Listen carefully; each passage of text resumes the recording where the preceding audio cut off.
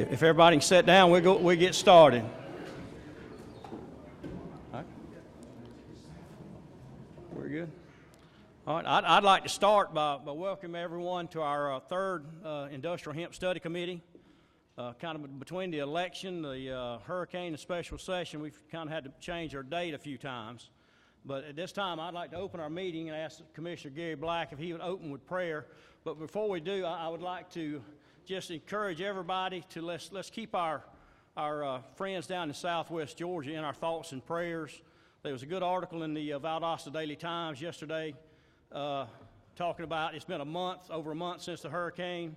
They've still got debris, leaning signs, leaning trees where there are trees, roofs with blue tarps on them still on all their houses, dotting the landscape. But it kind of closed to bring it home, kind of said, even after the signs are straight and the trees are replanted, the roofs are fixed, the debris is gone, it's going to take months, years, generations for some of these families that lost everything to get back to where they were. So let's keep them in our thoughts and prayers. Thanks.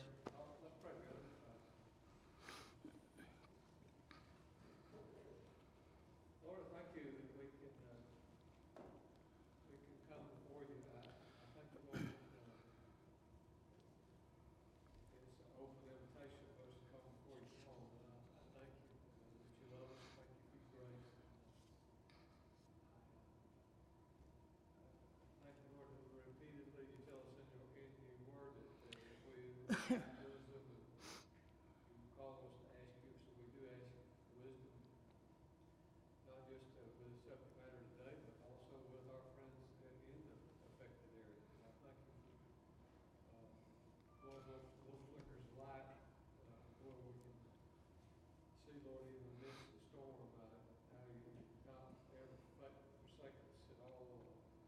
You protected families and lost a life was minimal, but Father, amidst still looking at property damage and crop damage, I pray for wisdom for those of us here at the state level and the federal level too to come to assistance. I thank you for what's already been done. Father, I pray for your wisdom in these two things you give to us to do with loans and helping with the cleanup. Father, a lot of stuff has to be done, and I just ask you to help us find the answers and where it can be done quickly and where we can serve. That's what you promised to do. Guide us today, I pray. Thank you for this season. Thank you. First, I'd like to bring everyone up to date what we've done up to this point. And it started in 2014 at a federal level. The Farm Bill that was passed made it where states could create pilot programs to study the viability of industrial hemp. And I think 37 states have passed some form of legislation. It might be more than that now. You can probably correct me. 41 now. 41 now have passed legislation. Georgia's not one of those. But in this year's Farm Bill, 2018, the bill that passed the Senate, Senator Mitch McConnell, the majority leader in the Senate, one of the sponsors of it, it seeks to declassify industrial hemp as a Schedule I narcotic. The version that came from the House did not pass, so now they're in a conference committee. I understand that Senator McConnell wants this bill to pass with the hemp provision in there, so I would guess it will probably pass. Then in this past session at the House, Chairman McCall introduced a resolution to create a study committee, and that's what we have here. We are going around having our study committee meetings, and we've had 3 meetings. This will be our 3rd meeting. Our first meeting was in Elberton. We kind of called it our Hemp 101 class, tried to educate everybody on what that was, what hemp is, and the difference between that and the marijuana, the uses of it, the THC level, how it differs from marijuana and hemp. Hemp to be industrial hemp has to be 0.3% or less, and the marijuana that they use now, understand, 18 to 25%. And Scott with GBI can probably verify the percent of THC in the marijuana plant. On average, you're absolutely right. So, It's increased anyway, we talked about the uses, and we also, we met with a manufacturer that would like to bring a processing plant here to Georgia if we pass some sort of legislation and the Farm Bill passes in Washington.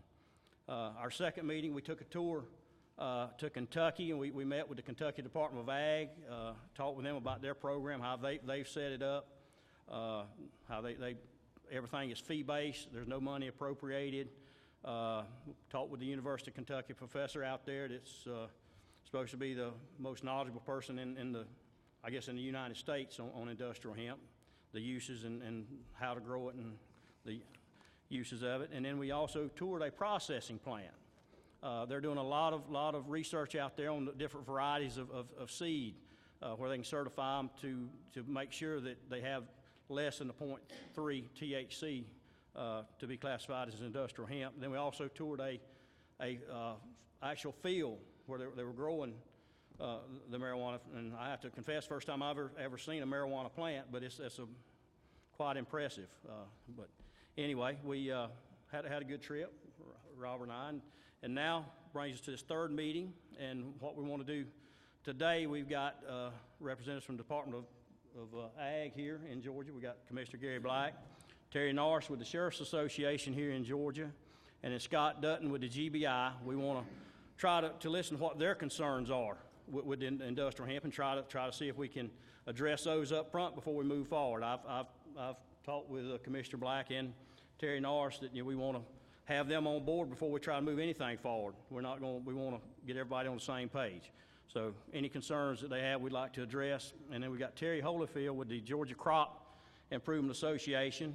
If we move forward with this, we're going to need a receiving agent to receive the seed, make sure they're certified and everything is intact, where we can trace the seeds from the supplier to the farmer. And he's going to talk about what they do. And then we've got Jonathan Miller with the U.S. Hemp Roundtable, and he's here at the mic with us this morning. We'd ask him to start and kind of tell us a little bit about the U.S. Hemp Roundtable and also sample legislation that other states have done, and just the floor is yours. Well, thank you, Mr. Chairman, and thank you, members of the committee. I'm Jonathan, and I'm a recovering politician. I was the state treasurer of Kentucky. I ran for governor until the people of Kentucky overwhelmingly decided they did not want me to be their governor. We did not have a close election like you guys did. But I want to tell you a little bit about my journey, about how I got from being a politician to being here with you all today, because I think it helps illustrate where we are with the issue of hemp and both nationally, but also this part of the country where Kentuckians and Georgians call home. When I was in politics, my position on hemp was reflexively to be against it, because Kentucky is a conservative state and most of us didn't know the difference, and so it was easy for me to say I was against it. There's this guy that ran for office. He ran for office 12 times in Kentucky. His name was Gatewood Galbraith. And Gatewood was always the smartest and funniest guy at the debates. But his leading issue was legalizing marijuana. And the big problem was he'd show up at most of the debates and he'd smell like marijuana. So he got typecast as Gateweed was his nickname. Well, he also talked a lot about legalizing hemp, and no one was really listening to him because they thought that it was the same thing. Well, he passed away about 6 years ago, and as a tribute to him, I wrote an article saying that Gatewood was right, we should legalize hemp. I took a look at it. I realized how our farmers in Kentucky were really struggling. I know farmers all over the country are, but particularly in Kentucky with the decline of the tobacco industry, tobacco farmers were really struggling to put food on the table, to have Christmas for their kids. And hemp was historically a major cash crop in our part of the country. And I understood that over time, since reefer madness of the early 20th century, science has made it very clear that you can tell the difference. Again, as the chairman said earlier, hemp has 0.3%, often much less percent THC, while marijuana is 15 to 25%. So it's not even going to remotely get you high. If you tried to smoke a field of hemp, you're just going to get sick. You're not going to get the least bit high. So I wrote that article, and the then agriculture commissioner, his name is Jamie Comer, saw that article. He said, Jonathan, I campaigned on bringing legalized hemp to Kentucky. Will you help me in these efforts? And I said, sure, Jamie, we don't have a chance, but it'll be fun trying. Well, we went from having the governor, the Speaker of the House, the Senate President all against us to, within 6 months, going across the state, educating people about the difference between hemp and marijuana. And both legislative branches passed it overwhelmingly. The governor changed his mind, he signed it. And most importantly, a politician in Washington noticed, and as, again, the chairman mentioned, that was Mitch McConnell. And Mitch McConnell not only saw the politics, but he brought in the experts, I think some of the same experts you've seen, learned about the crop, learned about its uses, learned about how it could help farmers, and he became our big champion. So in 2014, I'm in private practice. I'm working with the Commissioner of Agriculture and Senate Majority Leader McConnell to help get the language on the Farm Bill in 2014, which created pilot programs across, allowed states to create pilot programs.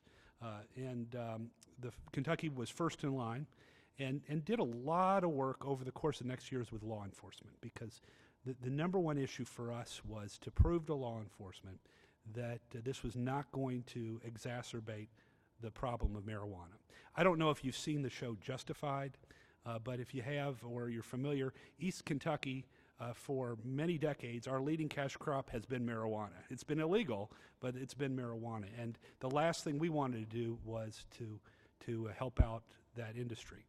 It turned out, though, that we were able to prove to law enforcement that hemp actually helped with law enforcement.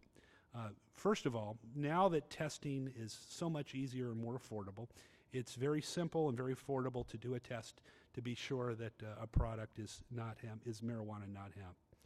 Second, because of GPS technology, when a helicopter is flying over a field, and you can't tell the difference when you're that many feet up, but they'll be able to look at their computer and they'll look and be able to see if you've got a hemp if you've got a hemp field, you got to be registered with the state. You got to give them your GPS coordinates. That officer is going to know that that's hemp and that's not marijuana. And most interestingly or amusingly or ironically, if you want to call it, one of the big concerns was, well, what if somebody gets into the hemp program, grows a whole field of hemp, and then puts some marijuana, hides it in the middle as a way to smuggle marijuana? Well, it turns out if he does that, he's in bad shape, because when hemp and marijuana are near each other, they cross-pollinate, and it ruins the THC level of the marijuana, so it's no longer any good. So in a sense, hemp is the enemy of marijuana, and now we've got law enforcement wanting us to grow more hemp in East Kentucky because it's going to ruin all the bad actors who are growing marijuana out there. So we were able to prove that this is a great program. As the chairman mentioned, we're now 41 states have signed up, and about 20 of them have already started their programs. Another 20 are just getting their regulations organized. And so Mitch McConnell looked around and he said, well, we're going to declare victory. This works. We are going to now take this from a pilot program and have permanent hemp legalization. And so he introduced the Hemp Farming Act of 2018. And what that does, a couple major things it does. Well, I'd say three major things it does. Number one, it permanently removes hemp from the Controlled Substance Act. So it designates hemp as an agriculture commodity, which it's always been, it's always should have been, but now the law will reflect that. Second, it defines hemp so that not only is it legal to grow hemp, but it's also legal to sell hemp products. We've had some challenges early on where initially the DEA would say, okay, you can grow it, but you can't sell hemp products. And I think most of you that are farmers would probably agree, why would I want to grow a crop where I can't sell the crop as a product? So it makes clear that not only is hemp, but hemp products and all of the hemp extracts, cannabinoids, and derivatives are 100% legal. Third, it offers an opportunity now for a crop insurance program. And crop insurance, again, you all know that a lot better than I do. It is a major source of angst for farmers, and this will help deal with that problem. So Mitch McConnell's the smartest guy in Washington, and when I say that, do understand I'm a Democrat. One of the reasons why I'm a recovering politician, because the Democrat in Kentucky can't win anymore.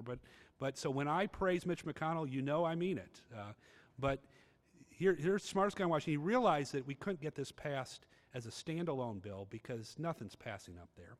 The only things that pass up in Washington are major pieces of legislation that must pass. And one of those major pieces of legislation that must pass is the Farm Bill. So he attached the Hemp Farming Act to the 2018 Farm Bill. It was passed overwhelmingly in the Senate. As the chairman mentioned, the House had a real big debate about food stamps, and so they decided not to take up any other big issues. And so now the House and the Senate are in a conference committee trying to resolve this bill. Mitch McConnell has guaranteed this, when the Farm Bill passes, it will have the hemp provisions in it.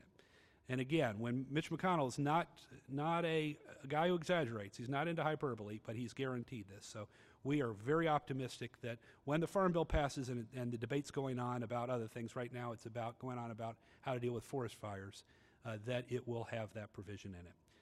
So, Mr. Chairman, I could speak for hours, and I know you've got some other folks that want to testify. I'm happy to stay around for questions. I'm happy to take questions now or stay around for questions, however you'd like to handle that.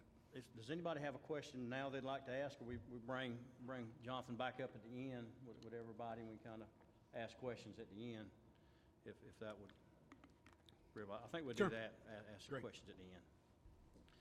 At this time, I kind of got ahead of myself a little bit. I meant to thank Chairman Pruitt. He arranged the meeting venue for us today, and he does a great job representing this area. And I would like to get him to introduce the president of the college for us. And Chairman. Thank you, Mr. Chairman. As all of us are very busy, and I really appreciate all of you taking time to come. And I know that Eastman's not really on the path to anywhere anymore. It used to be the only way you could get from north to the south was come through here before they built the interstate.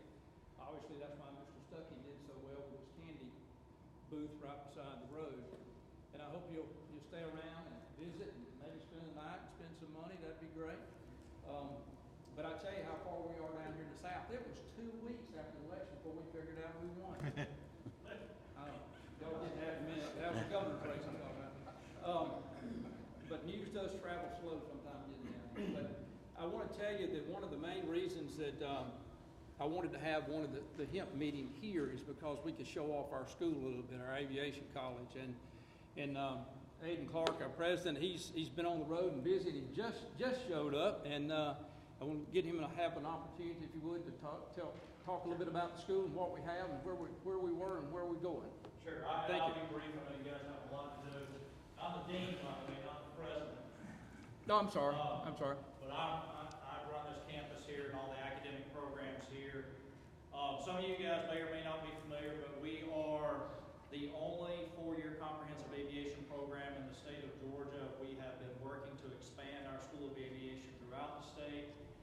We've opened a satellite campus in Macon. We operate the Macon Downtown FBO, and we also recently this semester just opened our facility in Adel, Georgia, to reach down to the South Georgia area.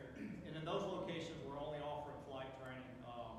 Here at this campus, this is our main aviation campus. We offer air traffic control, we offer flight training, aircraft maintenance, aircraft structural technology. Our enrollment has jumped in the last 4 years, 61%. You may or may not know that the aerospace industry is the second largest industry in the state of Georgia. Delta Airlines is the largest private employer in the state of Georgia. Delta selected 8 universities across the country, what they consider to be the top 8 universities across the country doing flight training, and we were selected as one of the original 8 to participate in the Propel program. So that's a pathway for our students, which has never existed in my lifetime, for a student to come to a school like this, have a pathway to the regional airlines, and then to a seat at Delta Airlines. And we also have partnerships with wholly owned subsidiaries of American Airlines through Piedmont and PSA. Delta likes our graduates for both mechanics and maintenance. Our air traffic control program, if you have an opportunity to see it. And we'll certainly make tours available for anybody that wants them this afternoon. Like I said, I know you guys have a long way to travel.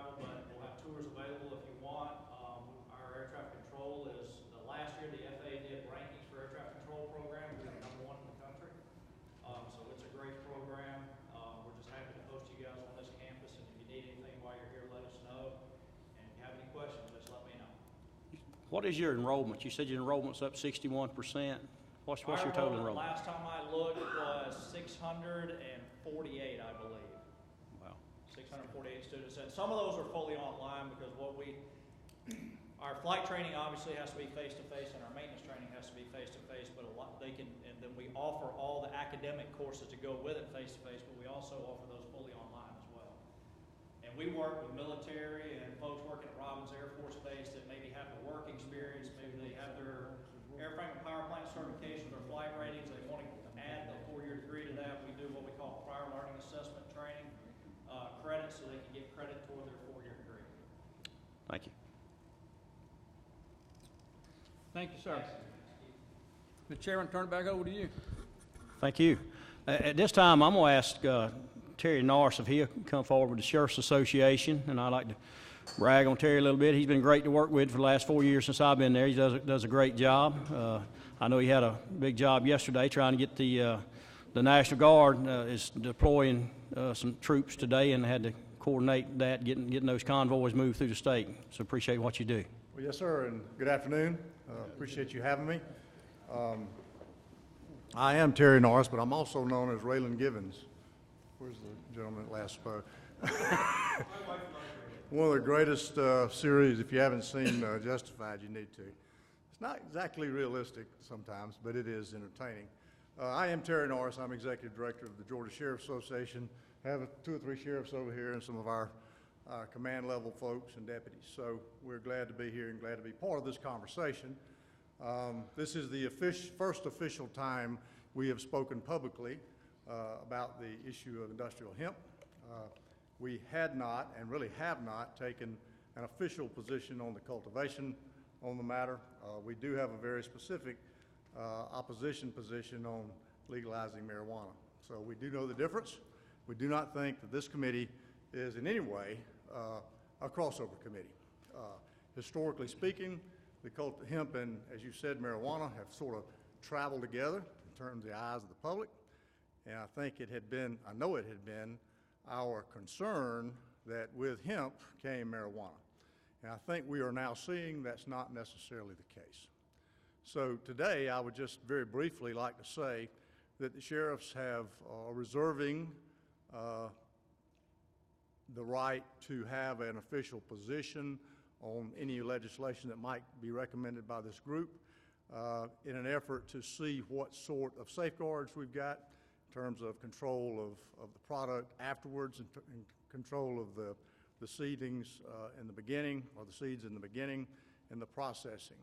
I will say this, I do believe if legislation comes forward and those appropriate safeguards in the eyes of the sheriffs are there, I don't think you'll see a position taken on the matter of cultivation for industrial purposes. So I say that in a very short and concise way, and I look forward to hearing more. But if you would indulge me just a second, Mr. Chairman, and other members, while I've got an audience, they are adamantly against commercialization of marijuana. They are adamantly against the cultivation of marijuana for any purpose, and they have historically supported the use of low-level THC medical marijuana oil for children with seizure disorders. Now, we all know that one group of folks has been expanded into many. We are truly afraid of the marijuana outcome, the commercialization and legalization of marijuana, so much so that we're bringing in experts from Colorado and other states to talk to sheriffs this coming January, and hopefully have a few conversations with y'all as well. We want to be part of that conversation, and we want you all to hear from your sheriffs, as you always do. Back on hemp, I do think there's a good chance that, again, the sheriffs will stand down and have no real position if those safeguards are included. So, Thank you. Anybody have any questions right now? Yeah. Robert? Thank you, Terry. Appreciate you coming and those comments. You touched on, and it's been my concern, is the education level of all of us. I've learned a lot through this process about hemp and different from marijuana. What do you think the level of knowledge on our sheriffs are in this state now about hemp as opposed to marijuana and that sort of Well, thing? certainly you all know much more about the hemp discussion than they do. We had a conversation about hemp. We whet their appetite, so to speak, and that's the reason I think they will stand down, and in fact, that's what they said they would do. As far as the marijuana, we've done a pretty good amount of research in terms of what's occurred in other states. I think they're much more concerned and much more educated on marijuana, on today's marijuana. And as Scott Dutton has said and the chairman said, and the other gentleman agreed to, the level of THC in marijuana is much higher. It is a dangerous drug. We don't really have any other way to look at it, Mr. Dickey, period. We see it not only as a gateway drug, but as a dangerous drug. We see when we read the reports, there's something called the high-intensity drug trafficking areas. Those are regions throughout the United States where those regions concentrate. It's a federal, state, and local initiative to concentrate on all sorts of drug activity. The Rocky Mountain HIDA report, you can Google it, you can go online. It is the most devastating thing that's occurred in the Colorado society. Kids won't go to school. They use marijuana at a much earlier age. Cops can't pass drug tests. Heavy equipment operators can't pass drug tests. There's more wrecks. There's more workers' comp claims. It is a train wreck.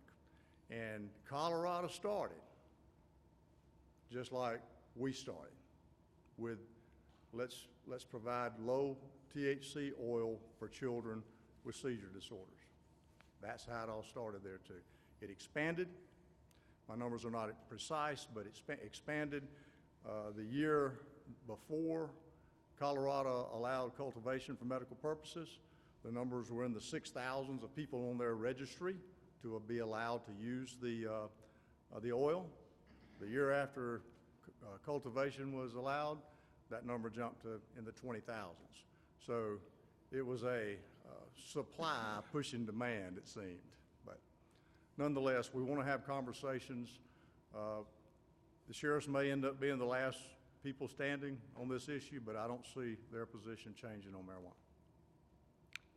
But just to clarify, thank you for all that information about hemp. You think at the end of the day they'll be educated enough to know the difference from what this committee's doing with hemp as opposed to I'm sorry, I misunderstood the question. I think it's going to take some training, some learning. I'm not sure. I have not seen the two plants together. I know they look remarkably alike. So I'm not sure how that's going to equate or translate into a deputy or a police officer, stopping someone with an ounce of leafy substance and then being able to field test and know on the side. I think Scott Dutton might can address that. So yes, I think that will be a concern. But I'm sure that Kentucky has an answer to that. And Mr. Chairman, I'm sorry I was unable to accompany you to Kentucky because I was going to go up and look for Raylan. Anyway. We might have to do another trip next year. Yes, sir. Yes, sir. So with that, thank you for your time. We appreciate it. I think Chairman McCall has a question as well. Yes, sir. Yes, sir, Mr. Tom. How are you? And this is kind of more of a comment. I'm glad Jonathan said what he did. I was in Denver at an ag meeting 2 years ago, and they took us through one of the grow facilities right there. And some little old red-headed girl that was taking us through it that knows more about growing marijuana than anybody I've laid eyes on was adamant about the fact that they didn't want any foreign-type plant that resembled marijuana in the grow facility because it would screw up the THC. And a lot of people have said to me that, well, if you got a 200-acre hemp field, they're going to put marijuana in the middle of it. And I have always said no because the hemp will screw up the THC in the marijuana. And that's what you just said, that when it cross-pollinates. And that's what this little old girl was talking about in Colorado, that in that grow facility, they didn't want anything other than their marijuana seed growing in that facility. So I'm glad he said what he did, because it backs up my argument that you can't camouflage marijuana with industrial hemp if you have the right kind of seed for industrial hemp. And that's been my argument for the camouflaging effect.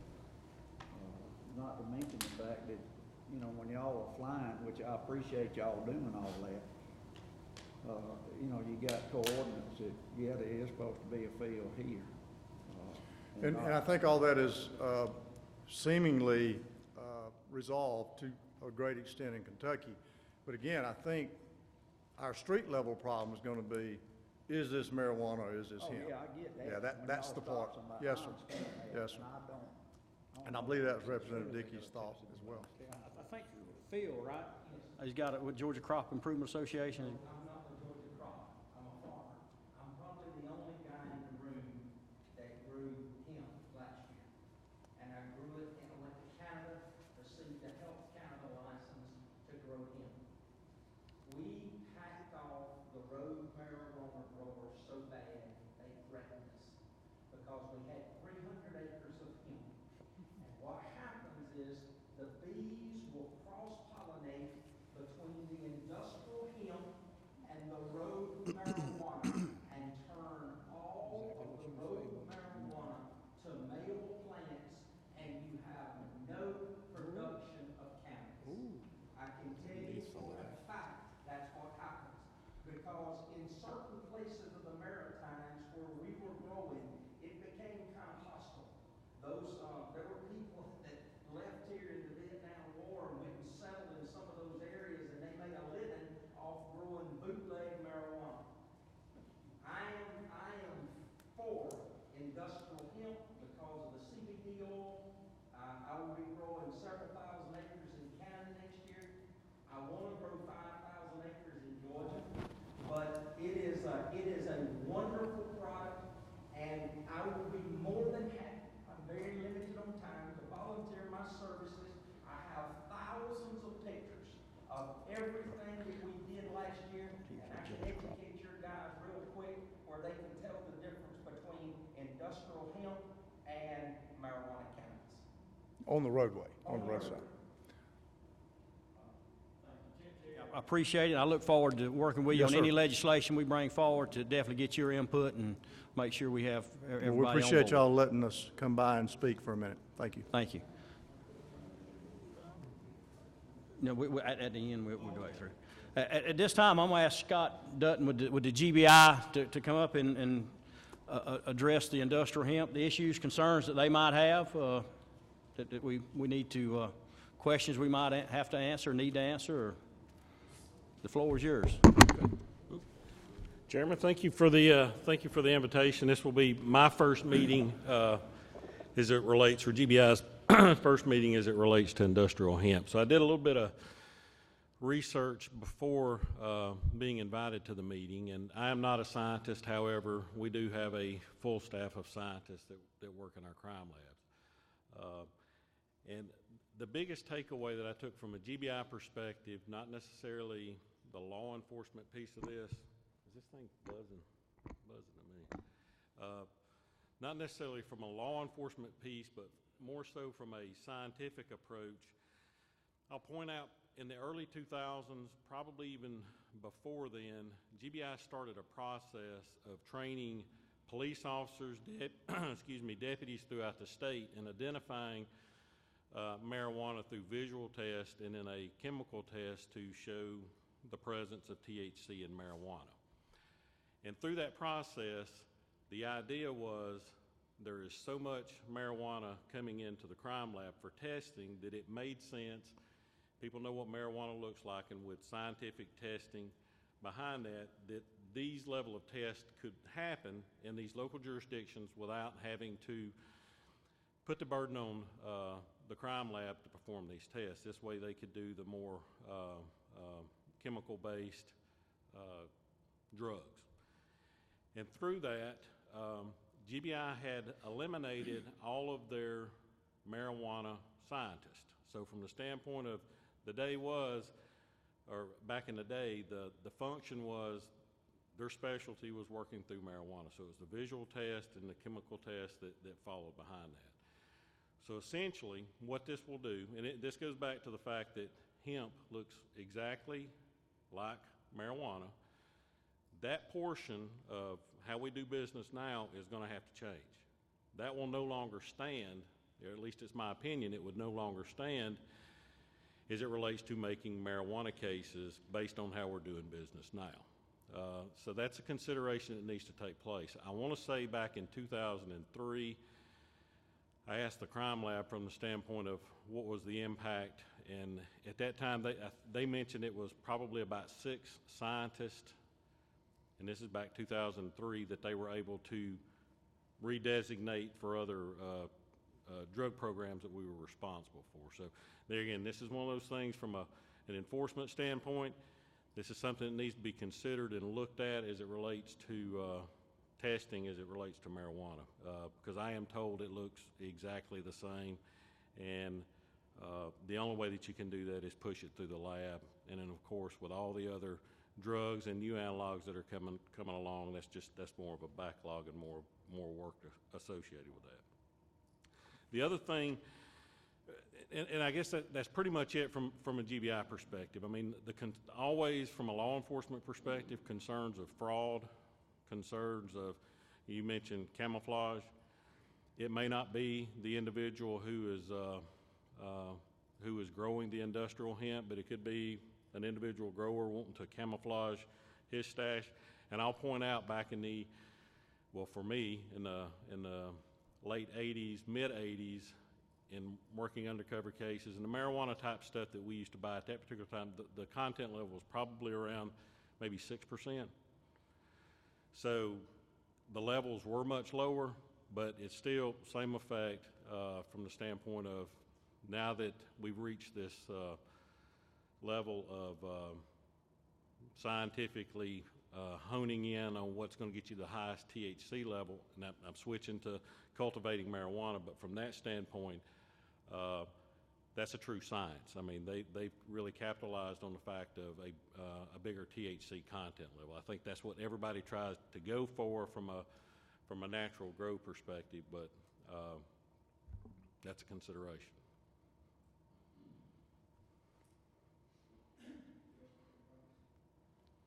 Thank you for being.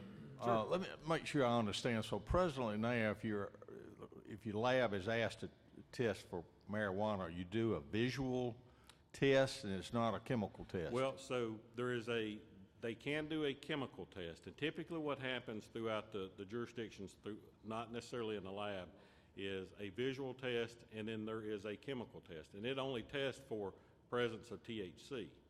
That can be less than 0.3%, and it's going to test positive for presence of THC marijuana. Is it presently, and I don't know this, is it presently illegal to possess hemp in the state of Georgia now?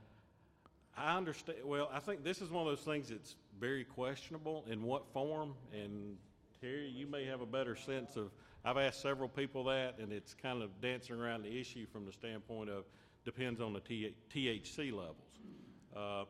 We're accustomed to looking at marijuana as it relates to THC and determining that above, the presence of THC. So, well, I'm just thinking, something occurred to me, if someone would have been stopped with hemp and you didn't test the level of it. That's right.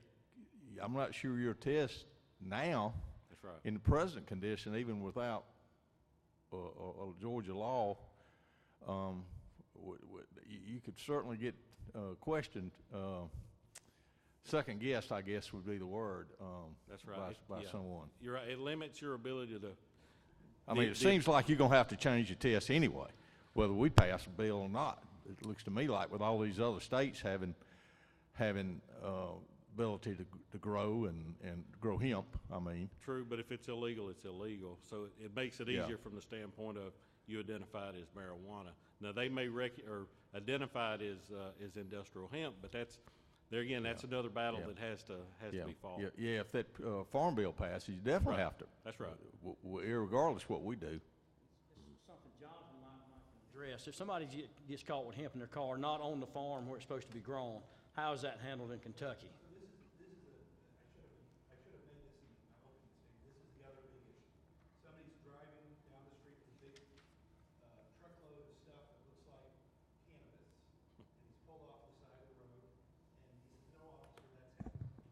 So the officer has a simple solution, doesn't have to take it to testing lab. He says, "Okay, show me your license," because the only people under federal It law should have a license. that can have hemp, can grow hemp, are licensed. Now, it could be, that could be hemp in his truck, but if he doesn't have a license, It's illegal. he's growing it illegal. Yeah, that's So right. That's what we heard. It is a controlled substance, so it's limited only to farmers who have a license with the state.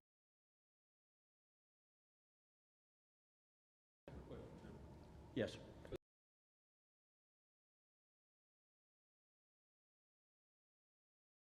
That are driving under the influence, how are they testing that and actually making any cases for dangerous driving? That is a study in motion now, trying to figure that out. Like, I don't think they've got a portable test for the side of the road. I think they're close, or we're close, or the United States is close, or whoever's developing those things is close. But that's been a problem out there as well. But if I may, Mr. Chairman, continue just a minute. Yes. One thing that Scott Dutton won't tell you probably today is, but these gentlemen will, is that our crime lab is sorely underfunded already. And if we do, if the Farm Bill passes, if we do this, to the gentleman over here, I'm not saying they're opposed to it, I'm just saying their questions. Without your, I may talk to you later about letting you talk to the sheriff's office. But going forward, they are quite concerned with not the growth aspect of it, and if the card works, and the farmer's the only one that is licensed, and if his workers can't take any home or have any outside the farming operation, and there's a way to prove that that's the license holder, that may resolve a bunch of problems. Yeah. But if you're worried about small amounts of hemp being confused with marijuana, already we can't get generally speaking, small amounts of marijuana tested at the lab anyway. If we do, how long does it take, guys? A long time. So, and it's not their fault. They just don't have the resources. So again, to reiterate what I said a while ago, if we do this, the lab's got to have some more support. And that's what we need to hear. That's issues we need to address. All right, Scott, I appreciate it. Any other questions for Scott?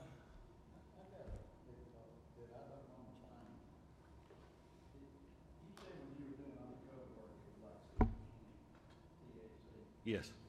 I won't say that it's improved, but have they changed to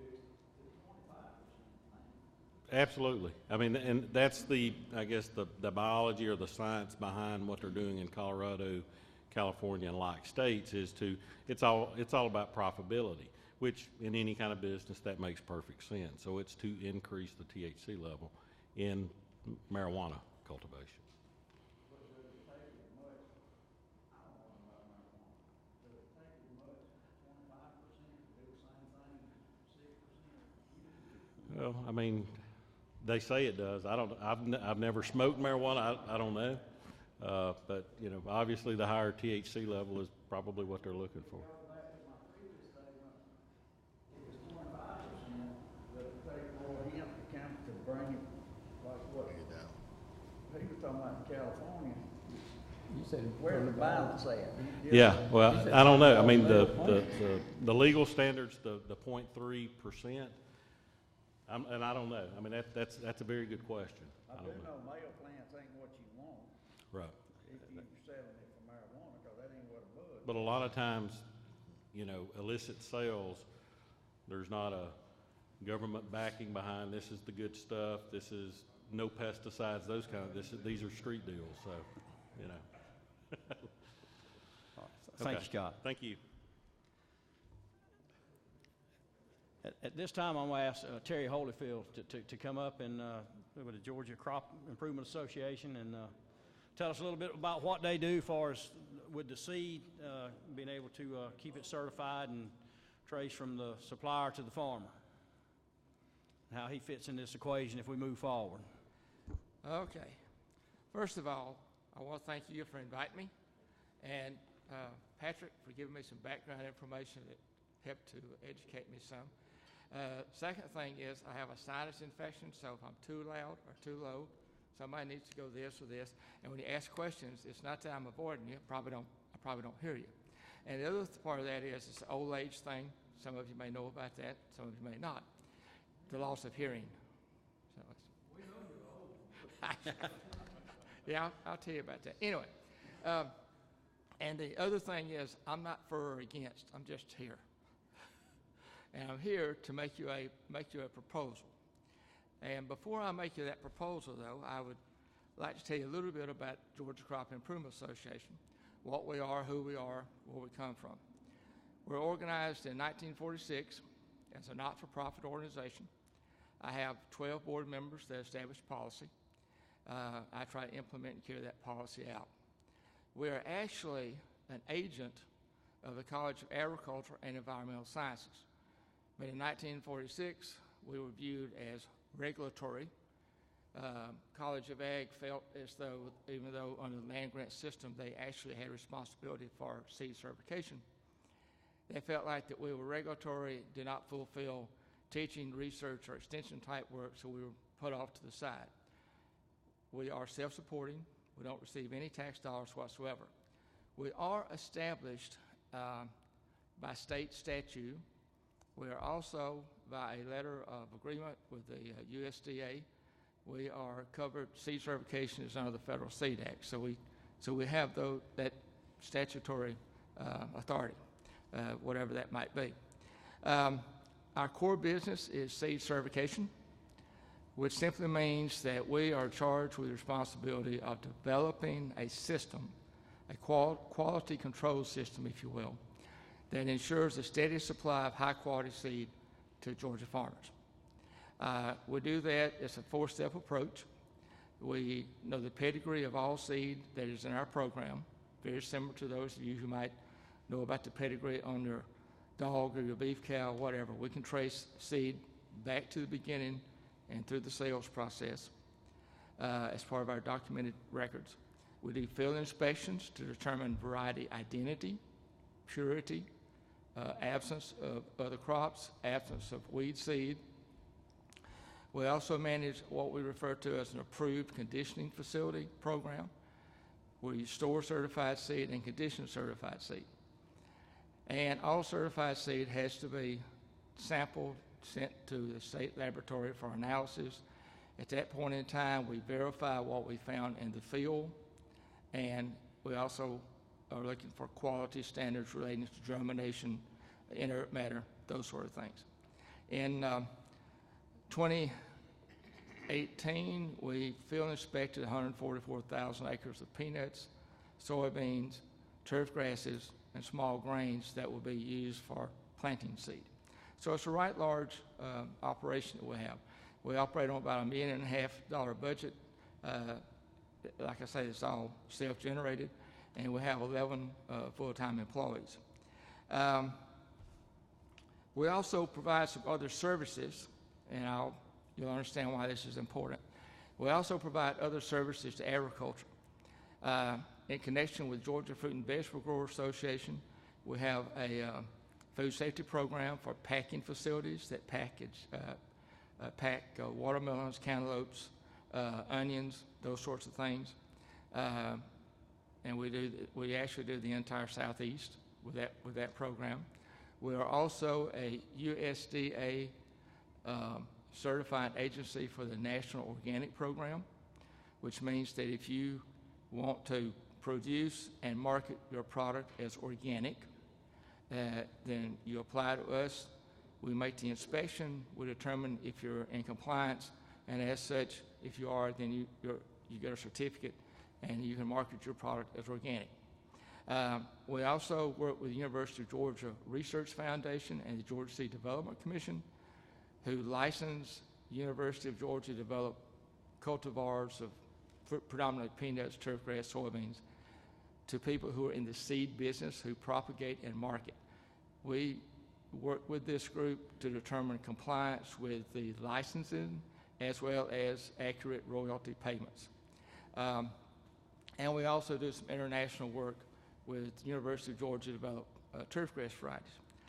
I say all that to get to my point in that I think Georgia Crop Improvement, and through our subsidiary called Agricultural Audits LLC, is uniquely qualified and experienced that if you move forward with this program, I believe that we can develop a program.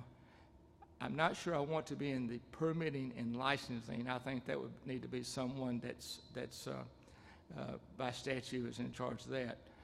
But I believe we could provide a program of, as you talked about, maybe seed acceptance and distribution to licensed growers. I believe that we could develop a program of sampling and testing and maintain chain of custody from the field to the laboratory to determine THC content, or if you elect to go and determine THC content on the end product rather than the production side, because production has some issues with THC being altered depending on the environment, so you might want to think about going to the product end. But I believe we could develop a program that would monitor processors, harvesting, processing, storage, and right through sales. And we call those kind of programs identity preserve programs, which is just our terminology for that. I believe we could do it proficiently and efficiently without cost to the state. As I say, our program is paid by our clients, and so we would think that would be a good model to continue on here. Georgia Crop Improvement is the only legal certifying agency in Georgia, but there are 44 other crop improvement associations in the United States. Everybody has a national association, and so we have that, and we all belong to that. And I have talked to my counterparts in Colorado, Tennessee, and Kentucky to kind of see, they were the first in this, and they were incorporated into part of the regulation documentation process. And I've talked to them to determine what worked, what didn't work. If they were going to rewrite a program, how would they do it? And I believe that we can learn from their pluses and minuses, if you will, and avoid some of the pitfalls that they ran into. One of the problems, unfortunately, is the seed issue, particularly in Kentucky and Tennessee, where they require that you have certified seed. The problem is there doesn't appear to be a mature seed industry, and consequently, it's difficult to get known varieties from reputable seed people. So that's an issue that might need to be worked on. I do understand that under the current rules you have to go by that someone in the state has to receive that seed. It might be Georgia Crop Improvement. It could be a company or a facility that some of you are familiar with, Georgia Seed Development Commission, who is a quasi-state organization. They might be able to accept seed, but all those things I think can be worked out as time goes by.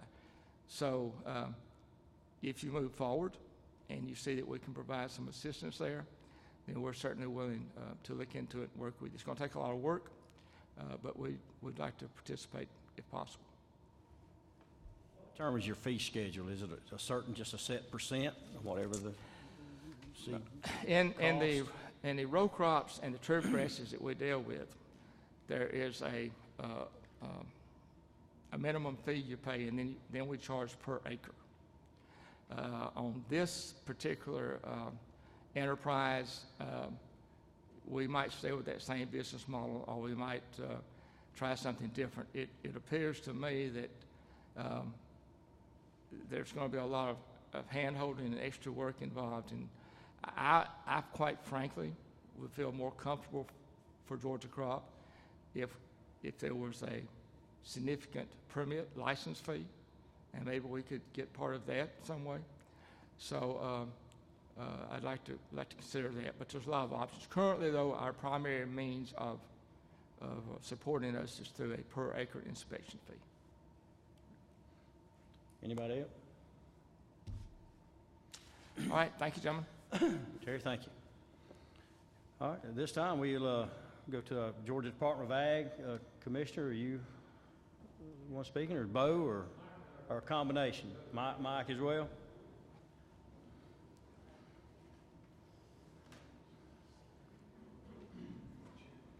Does anybody need to take a break? Everybody good?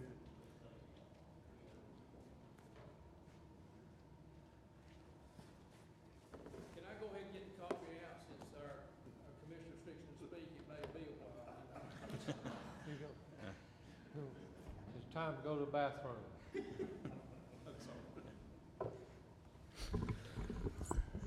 Mr. Chairman, members of the committee, thank you for the opportunity to be here. Good to see you. This is a great facility. I hope if you hadn't been here before, you ought to take a little tour after it's over with. It's another one of the treasures, I think, of good decision making over the course of leadership in this state. It's been mighty good. I've got with me Mike Evans. Mike has had our plant protection division and intimately involved in all things of animal or of plant disease and all of the inspections and in the plant world. So, and he's going to have a little something to say. I've got several points I want to make to you, and I want them to be constructive. And I appreciate, Mr. Chairman, we've had a number of conversations, and I appreciate every one of them. And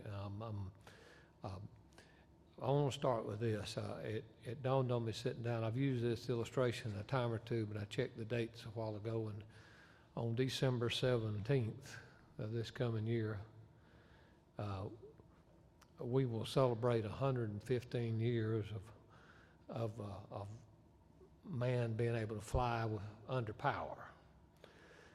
And there's a David McCullough book about Wright brothers that I'd commit to all of you. It's a great book. The story flows about Wilbur and Orville and how they got to where they were, and then the challenges they found along the way. Now, a little bit of imagination that I would add to part of that story is I've always thought of it this way, because they were not in a great group of people. But I just imagine the fact, what if Kitty Hawk, North Carolina had been, what if it had been closer to town? Then they most likely would have been in a boarding house somewhere. And on the evening of December 16th, Orville and Wilbur are sitting around eating supper, and they're talking about what they're going to do on the 17th. Because the 17th, we finally made that last judgment. We're going to fly tomorrow. And I've always imagined that there would have been a lot of people in that boarding house that would have said, "You're crazy." Or think about how many people told them they were crazy all along that journey. Lots of people did. Lots of people did. And then all of a sudden the next day they flew. And history's, we're right here in an aviation school because of that. So I've always wanted to pitch professionally and personally. I am fearful of sitting in a boarding house and hearing people with ideas. I don't ever want to be the one that says, you're crazy. I want to be on the glass half full. We've known one another a long time. I hope that's the way I approach my job. I want us to be creative. I will come before you today, though. Y'all know many of us have talked. I've got some concerns. The first thing, though, to bring to you is, good and well, as long as I have to do this job, as long as you let me do this job, I'm gonna do precisely what you tell me to do. And that's when, Lord willing, in January, when I get third time my hand come off the Bible, I will have sworn to do what the laws of the state of Georgia say do, and I will do nothing less, and that's what, but now, where's the but in this? Because I set that up for a but, and so, and I've got several of them. I thought, Mr. Chairman, I'd already provided to you. I don't think that I have, but I will by the end of the day. My colleagues that have done this in the 21 states, some of my friends over here have a little higher degree of confidence in their acceptance of it than I witness in our meetings, because there is a regulatory nightmare out there. And it ranges not just from industrial hemp, but to the other stuff that we're not talking about. And so I think we got to have a clear partition there. But there are some regulatory hurdles that were not considered in the legislative process. I've got some suggestions that came from our national association, some musts. If you're ever going to go down this full-scale industrial hemp thing, and Mr. Chairman, I'll provide those for the record. I've got them coming from North Carolina because they drafted them. I guess 2 or 3 things, and I'd love to interact with some questions. It's never discussed about, I'm not aware of a plant on Earth that does not have a pest. Every plant has a pest. There are no pesticides approved under federal law for use on any cannabis, period. There's an exemption for minimal use pesticides. But the reason the EPA has an exemption for minimal risk pesticides is, I would suggest to you that the reason that they are minimal risk is because they work minimally. So there's no fungicide, there's no insecticide, there's no herbicide that's currently approved. Now, as my friends from the sheriffs talk about what they would be adamantly against, what I would always be adamantly against is we adjust any of our federal or state laws in order to expedite those kinds of things from a standpoint of human safety and food safety. And if you will, we're getting into the whole pharmaceutical side of this, which is really what this is about, in my opinion. Most of the discussion, I know there's food, I know there's fiber, but most of the talk I see is on the pharmaceutical side of this. So I would always be deeply concerned as a state, because we have the responsibility from the EPA MOU. We enforce EPA law, federal law, from this department, and when we need an emergency use, a 24C for turf grass or for vegetables or peanuts, some type of a special use pesticide, when we need that, that is a booger to get with EPA, because there are lots of things that go along with that. There are risk cups involved with the carcinogenic nature of chemicals and how they react in the body, and what the exposure to children is, all these kinds of things. And so that's been a big concern all along during this discussion, is the fact that I know we can have heavy population. I know that you can get ground cover. I know that you can deal with weeds that way. You might do it once, but what you going to do when you don't get a good stand? What are we going to do? Those are just questions that I still have about how we're going to structure that. And perhaps, Mr. Chairman, if the committee and the will of the legislature and the governor-elect decides to sign it, if we go down that research angle, which we've not yet done, maybe those are some of the questions that could be answered during that phase before you just got full blown. I will wrap up this part by another, the facts are that this is a competing interest. And you and I have talked. And I really want this to be constructive, because I'm trying to be half, I want to see where we're going in the state, because we all have a responsibility. I'd be derelict if I didn't tell you this, I believe. And so we must remind one another, remind ourselves, how do we have to convince our other friends how important it is for fruit and vegetable research at the University of Georgia, and how much money that takes? Are we doing everything we possibly could be doing to help the cotton industry, which is the second largest cotton producing state in the nation? We're the #1 peanut producing state in the nation. We're the #1 forest products producing state in the nation. We're the #1 blueberry producing state in the nation. And we've got lots of promise. And it is important to ask the question from an agronomic standpoint, are we doing all that we should for them? I don't think there's one of us that would say yes, because we all want to see more done for those kind of things. So I think it is very important that to talk about, if you will, the elephant in the room, is the fact that if we do something else and commit resources to it, either we set it aside as a special project, or it will compete with the other things that we have interest in. We're adding to our portfolio. Maybe that's good.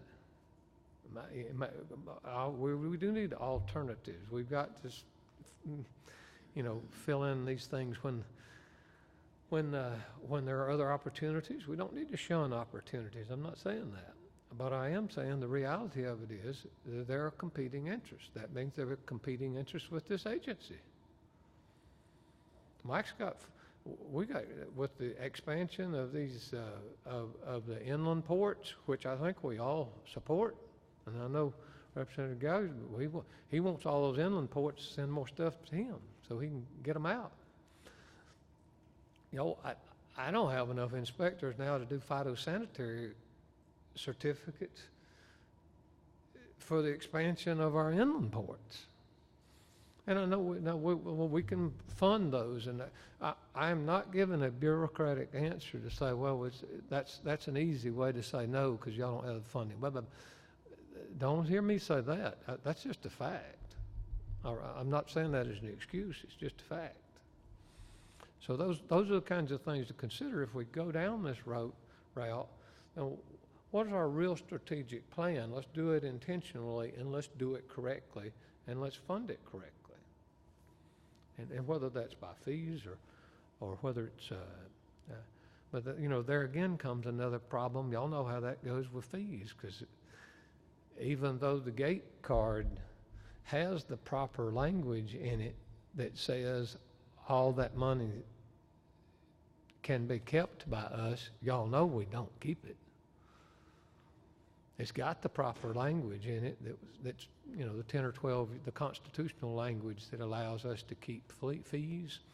We've been told, no, you can't do that. I really don't matter what either side of the law says, we have to turn all that back in. So there are a bunch of fees that I'm authorized to keep, but I don't get to. And then we've also we've doubled the fees on gate. And my word, we were not even appropriated a third of what we're going to collect this fall. And I don't want to, just using that as an example, I'm not trying to muddy the water, but those are some of the considerations that we have. And Mike's taught some of his colleagues. Would you share a word or two, and then we'd be happy to respond to any questions, if that's okay, Mr. Chairman.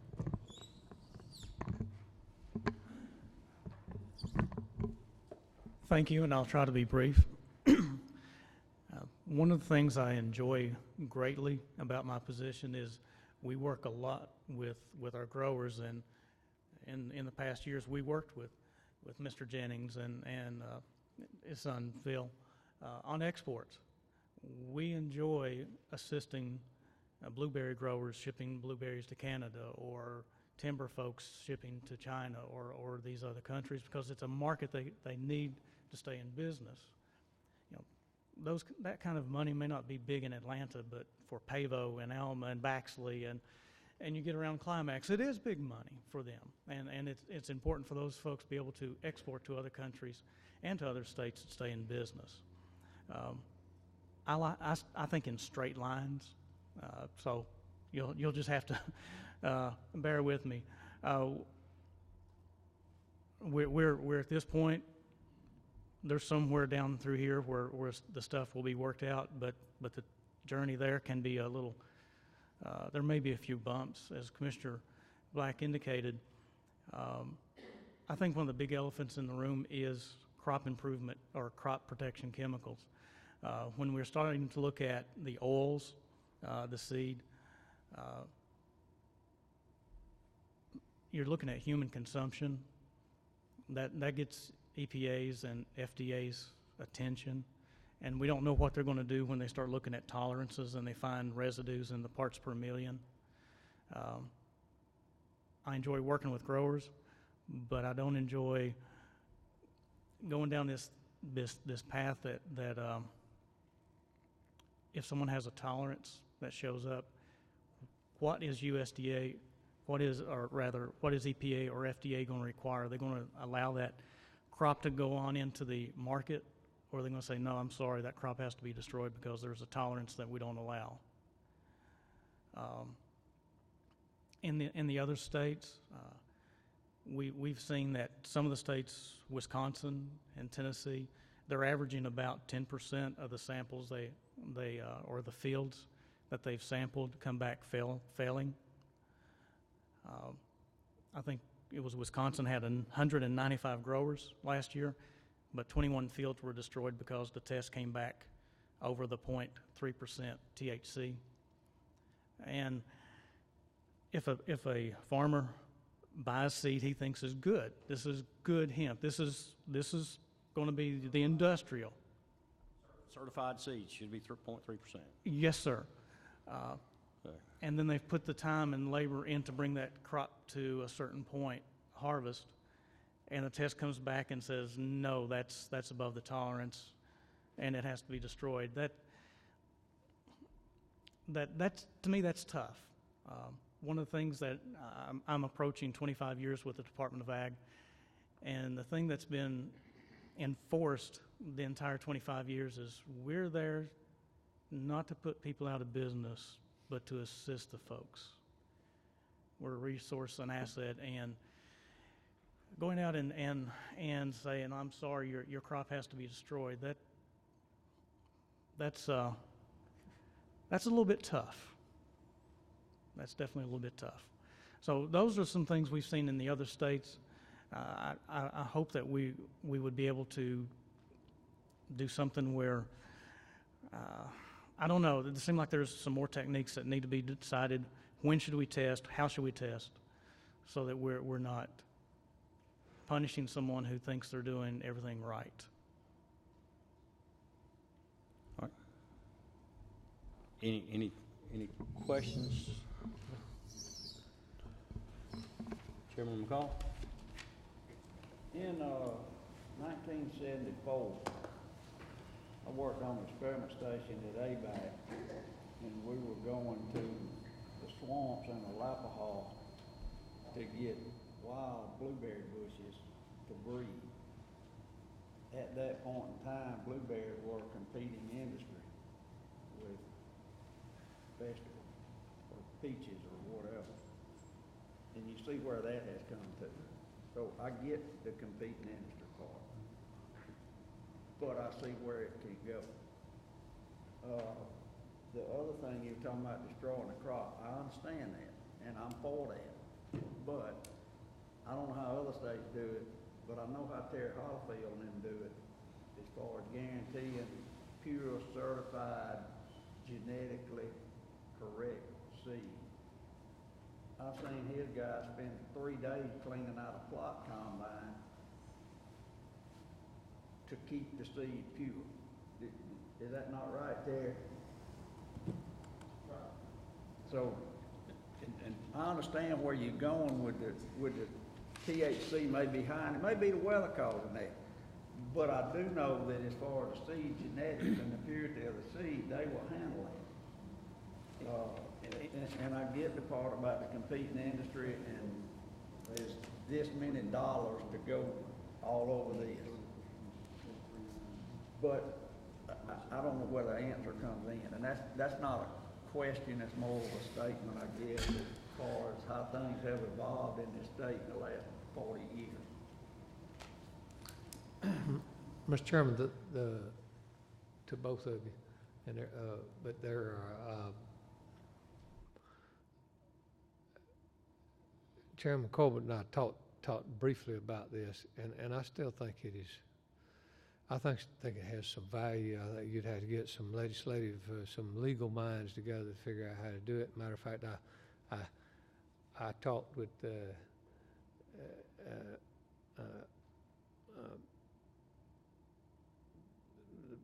several of those signers of the previous medical cannabis bills. The fact, to me, we come back to that issue of pharmaceutical. It always comes back to that. And my wonder is if we already, if that's what we want to do, then then let's call it that, and let's regulate it as that. And let's set up something that will do that. And that gets it out of one pot and establishes something else. Now, granted, those groups still have to those groups still have to compete in the bigger scheme, but it doesn't have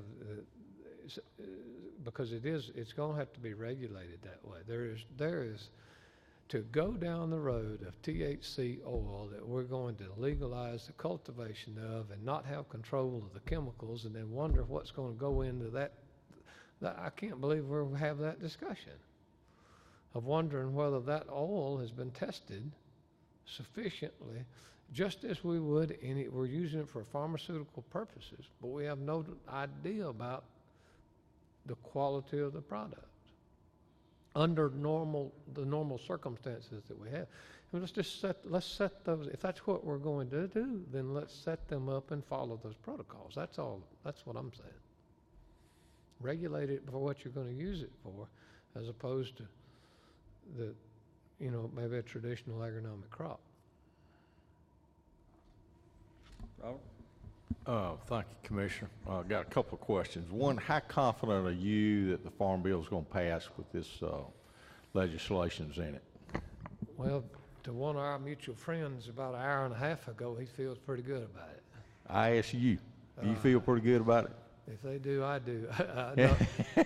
No, sir, the reason I think we're going to have a farm bill, and I think Jonathan is correct. I mean, the chairman's going, the leader's going to get what he wants, and I don't think it's anything less or anything more than what's there. I've not heard anything that those proposals are.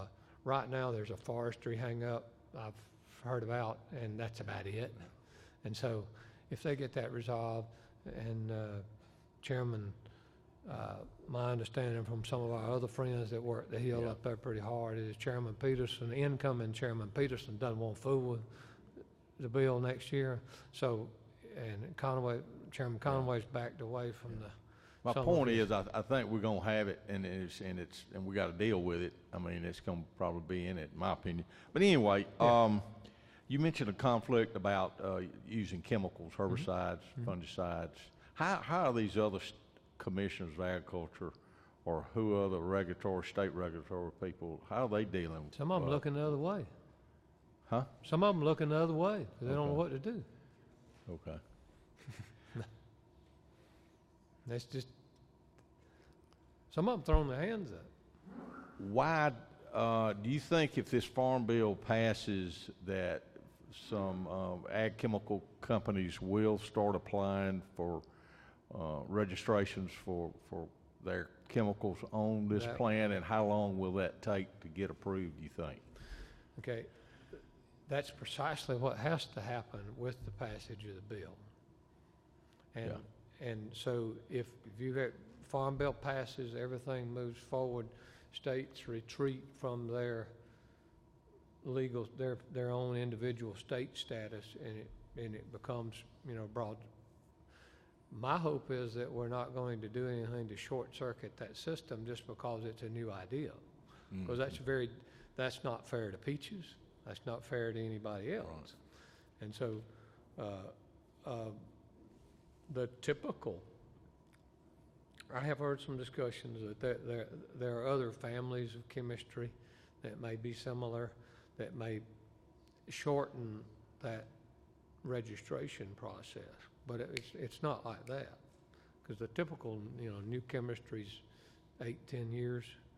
You know, it gets into hundreds of millions of dollars, as you know, but you know, perhaps there would be some of those chemistries that are somewhat similar in nature, and maybe those risk ups and analysis that could be established in a quicker fashion. But I would hate to see that short circuited. I don't think that'd be good for us. Yeah, that was Mike's point. That, I mean, EPA will have to take the lead, and they're, boy, you talk about tone deaf. We hear nothing out of EPA on that movement. Thank you. Chairman Pruitt. Thank you very much, Commissioner, and thank you for being open-minded, and you brought up some good points. Some of these have already been answered to some degree in some of our other meetings, and when you get our report, I think you'll see that. And again, we'll continue down this road until the last minute, whatever it is, to make sure that everybody feels good in the event that we go forward with it. My question is that you mentioned different pests. If other states have done research and there are certain pesticides that they found that they need or don't need, is there additional work to be done because of the location you plant that plant versus Georgia versus Tennessee or Kentucky, and potential pests that could involve farmers' other crops, which you said yourself is a big concern, but we can't take somebody else's test. Certainly we can learn from them, but it has to be our own research, I guess, to a certain degree. But when do you ever really get into pest control or disease control until you experience it? No, couldn't agree with you more from a standpoint. Because there's no way to test for something that you don't know exists. There's no way to, well, I will stick to what I said. If there's not a plant on earth that doesn't have, not the one that I'm aware of. But so you don't know we have to understand. You don't know what it is yet. You don't. Well, you can predict there will be some derivative of a white fly or a spider mite or an aphid or a white mold, which is pretty common on anything we do here. Can you control those? Yes. Can you control them safely? Yes. Could you control them for a food product? Yes. Could you control them for a pharmaceutical? Yes, I would assume. I know a lot more about food than I do pharmaceuticals as far as tolerances and things. But you're right until you know that in the isolated place that you want to grow, because that's why we have cotton specialists in Alabama, and why we have them in Georgia, and why we have them in South Carolina. And because sometimes the conditions are a little bit different, it's important to have that body of science, which is why I go back to if we go down this research, those are the kinds of things that you need to find out. But Chairman Call. The hiccup comes in, you can't do it legally because there's nothing registered, right? Correct. Okay. Nothing's, and that's just Gary telling you what the federal law says. That's just like the Schedule 1 stuff. The Schedule 1 or back to what's being changed in the Farm Bill. That's one of the issues, but it does not make these other issues go away. Is what I'm trying to tell you. I mean, you and I know you could put down trailland to control grass in it just by the nature of the kind of plant it is, but it's illegal to do that because trailland ain't labeled for hemp. I Am I correct on that? That would be, nothing's labeled for hemp. That's what I'm saying. Yeah, nothing, there's nothing. There are no legal products. It's gotta Phil- get there. Can I ask Philip will know what I'm talking about. What's the, it may have been Trailflower, I'm trying to remember if it's Trailflower or Bravo. What's the difference in that you use on peanuts, but you can't, it's the same active ingredient on turf grass and peanuts, but except the turf grass variety's got an active price about 5 times as much, and it's a different label, same active ingredient, but it's labeled differently for different uses, and yeah. So those are the types of questions that you have to have a sound thing. If I'm gonna, Mr. Chairman, what I would hope that we do, and this is what I hope that we'll always be this when we come to you with a proposition. I want to always be strategic. I want to try to answer as many questions as I can up front. We don't ever. It's taken us about 4 times to get Gate about right. I think Gates fixing to get real boring, which is good. It needs to be boring and go away, because I think we've about got most of the bugs. But we didn't have that. You had no idea about that 6 years ago, 5 years ago when we passed it. We all did the best we could, but then it's taken several iterations to get to a place. I just want us to be strategic and think through. And I don't mind other places making a bunch of the mistakes first, because we can learn from that. Because that's one of the best things. So, what is the?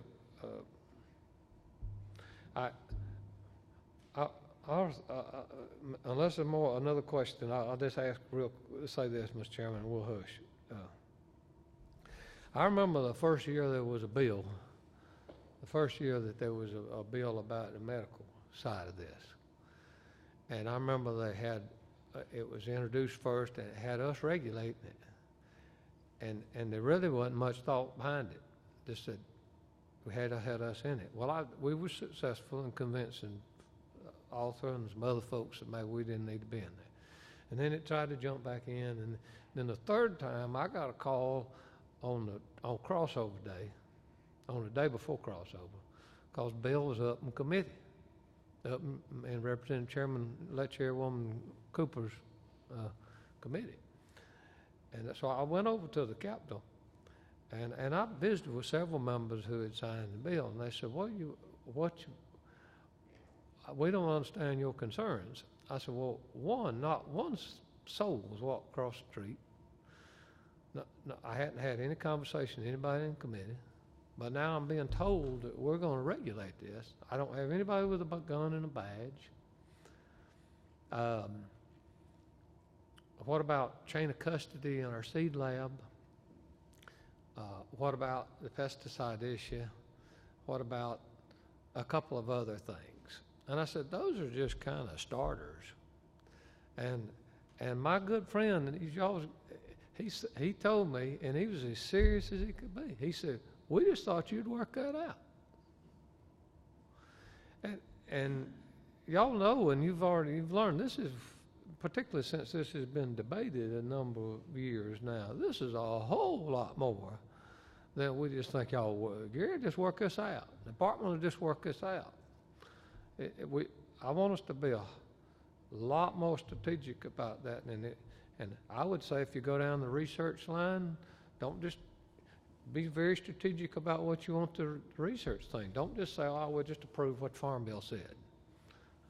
Let's do intentionally what we want to do.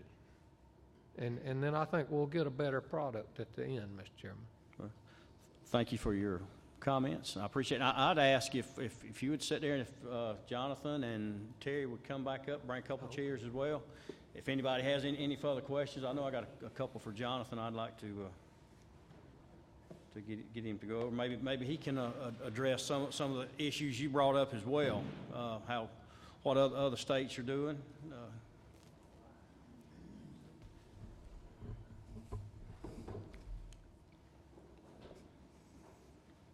Terry, I don't know if anybody has any questions, but you want to come up front if anybody has any other questions. I was trying to hide, Mr. Chairman. All right. Y'all ain't got any above my pay grade. I guess I'd like to start with Jonathan. The pesticide issue, that's one of the major hangups. What is Kentucky doing to get around this? Are they just turning their head the other way and not looking at it? Are they doing it organically or legally not spraying anything on it? No, I remember the first year harvest, that was 2014 or 15. There were a couple of farmers that used pesticides, and they were caught and they were penalized, and they were told if they did it again, then they would not be able to be part of the program. And since then, it is if I want to stereotype the typical hemp farmer, this is an entrepreneur and a risk taker. So he's not allowed to use pesticides. He doesn't have crop insurance. Hopefully that's going to be fixed pretty soon. He's got to be very careful about the THC level not spiking. But they have, through the last 4 years, have been able to come up with a very profitable industry with all of those concerns in the background. And so they've been able to be good actors. Now, there certainly are bad actors, and the good commissioners of agriculture don't turn their heads, and I would imagine this one obviously is not going to either. But during this period of time where it's still a young industry, that they're relying on the successes of others, and whether it's Kentucky or Colorado, to be able to have a crop that they can be comfortable that the THC level won't spike, that they can grow it without pesticides. They're using innovative techniques, and I'm probably in this room the least knowledgeable about farming, but I'm told that hemp farmers hemp farmers that were former tobacco farmers have learned from that experience. They put their crop in the ground later. They wait an extra month than they would have otherwise to avoid having that the pesticide problem that might have arisen with tobacco. So it's certainly a concern, but it's something that states where you've got strong departments of agriculture like you do here in Georgia have got around. I do also want to mention a couple things in terms of the final product. January 1st, the industry is well, it's already launched, but on January 1st, you'll start seeing hemp products with a seal on it from the U.S. Hemp Authority. And those products will have gone through an intense self-regulatory process that will test not only for THC level, but for toxins, anything harmful if it's a food product.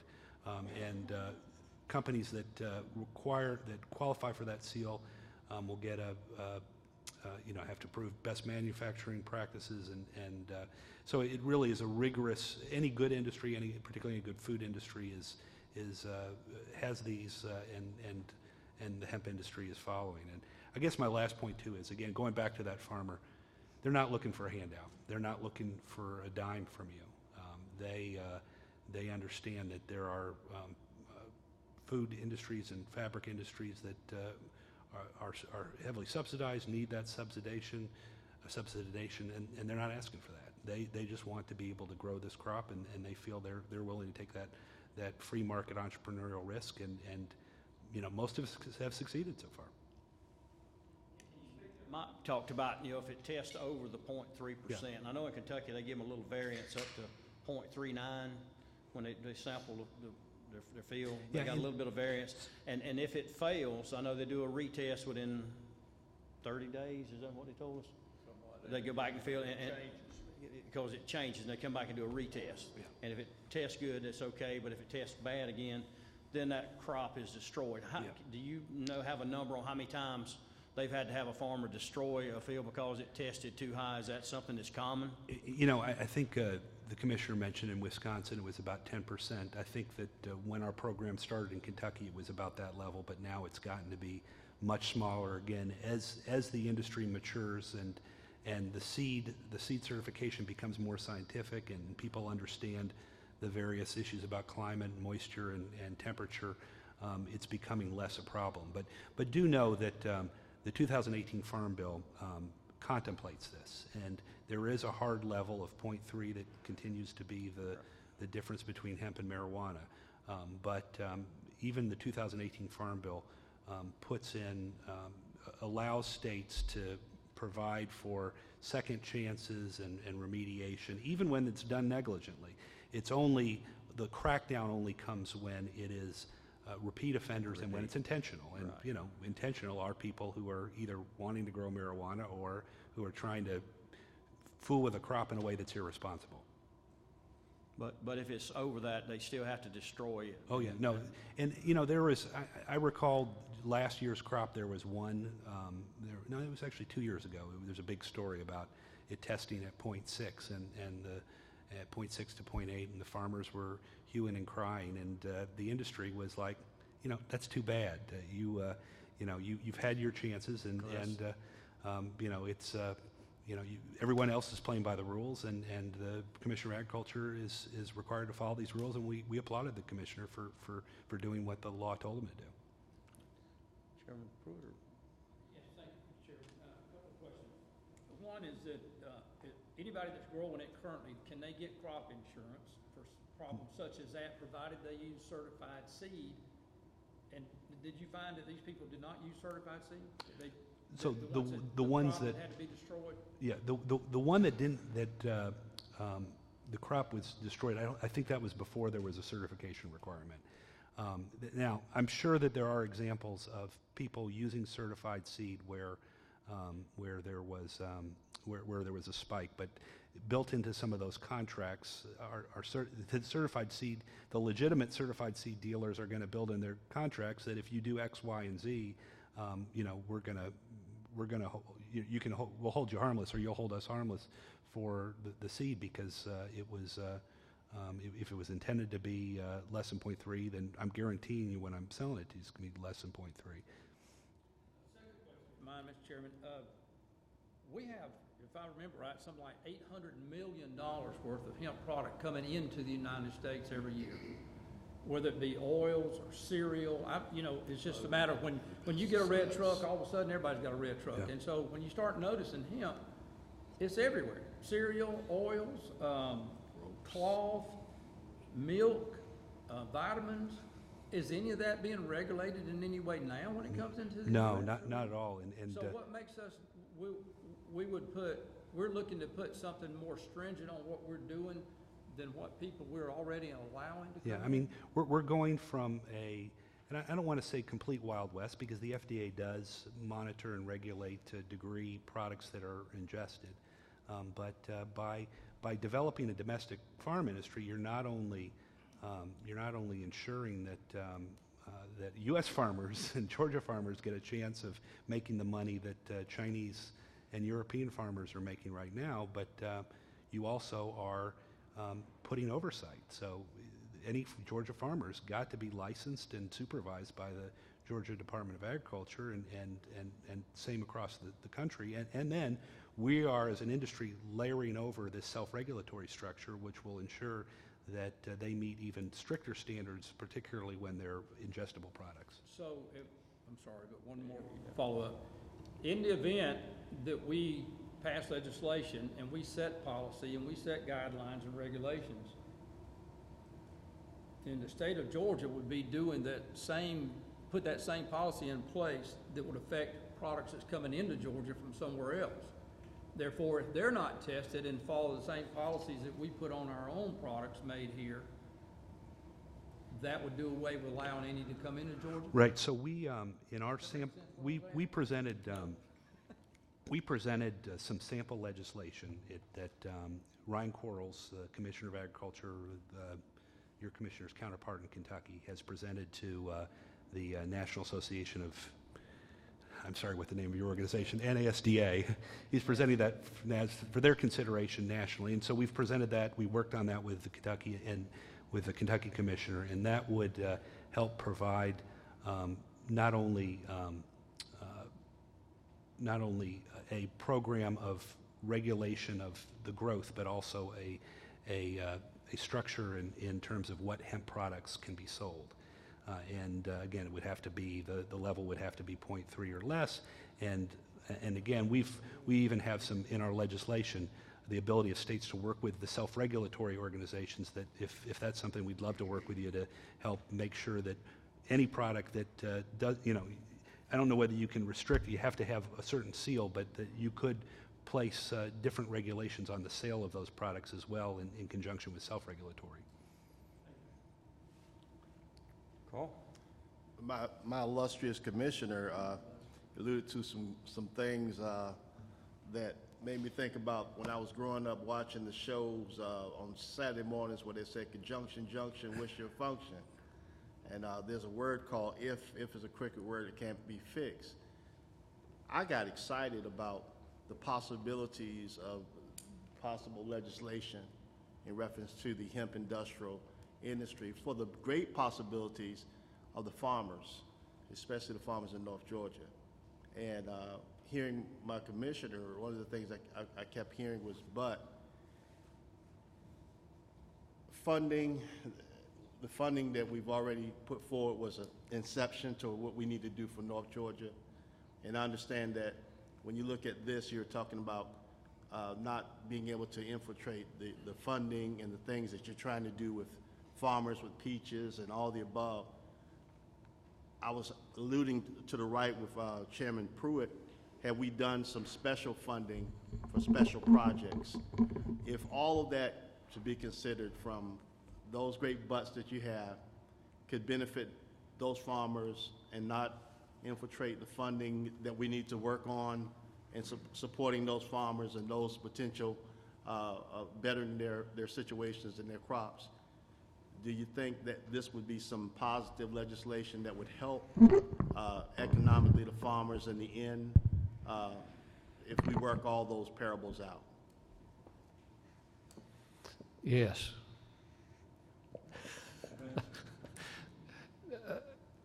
I think that's a good approach, and I think it's still I think it's worthy of discussion in the whole regulatory and respect to my friend from Kentucky, whether or not it's the Department of Agriculture or the Department of Public Health, if you're going to regulate it as a pharmaceutical, just think through those things. Let's think through them together. What makes better sense, and if then that winds up being granted, it's coming from the ground. Granted, I understand that, but at the same token, it's what are your real uses and what's the intent?